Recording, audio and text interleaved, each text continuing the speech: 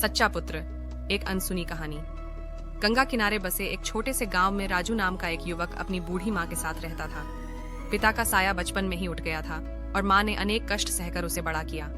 अब जब माँ बूढ़ी हो चली थी तो राजू अपनी मेहनत से उनका हर सपना पूरा करना चाहता था। लेकिन गरीबी की जंजीरों में जकड़े होने के बावजूद उसने कभी अपनी माँ की सेवा में कमी नहीं की। वह दिन भर खेतों में काम करता और रात में माँ के पैर दबाते हुए उनके साथ पुरानी कहानियां सुना करता। एक दिन माँ ने अचानक एक इच्छा जताई। बेटा, मैंने अपनी पूरी जिंदगी गांव में बिता दी, कभी बड़े मंदिरों के दर्शन नहीं किए। मरने से पहले अगर तिरुपति और काशी के दर्शन हो जाते तो मेरी आत्मा तृप्त हो जाती। राजू के पास पैसे नहीं थे, लेकिन उसकी माँ की खुशी से बढ़कर कुछ नहीं था। उसने अपने कंधों पर एक मजबूत लकड़ी रखी जिसमें 2 टोकरियां बांध दी। एक में माँ को बिठाया और दूसरी में उनके जरूरी सामान रख लिया। गांव वालों ने हंसकर कहा, अरे पागल, इतनी दूर कैसे चलेगा?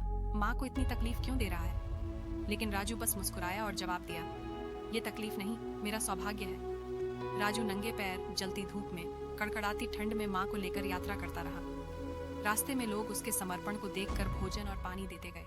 कई बार पैरों से खून निकल आया, कई बार शरीर थककर चूर हो गया, लेकिन वह रुका नहीं। महीनों बाद जब वह माँ को लेकर काशी के घाट पर पहुंचा तो उनकी आंखों से आंसू बह निकले। उन्होंने गंगा में डुबकी लगाई और भगवान के दर्शन किए। वो दिन उनकी जिंदगी का सबसे सुखद दिन था। यात्रा पूरी कर जब वे गांव लौटे तो गांव वालों ने राजू का सम्मान किया। उसकी कहानी पूरे इलाके में फैल गई और उसे लोग सच्चा पुत्र कहने लगे। राजू ने साबित कर दिया, संसार में सबसे बड़ी पूजा माता पिता की सेवा है और सबसे बड़ा तीर्थ उनके चरणों में है। अगर आपको यह कहानी पसंद आई हो तो हमारे चैनल कहानी वाला को सब्सक्राइब करें और ऐसी ही भावनात्मक कहानियों के लिए बेल आइकन दबाएं।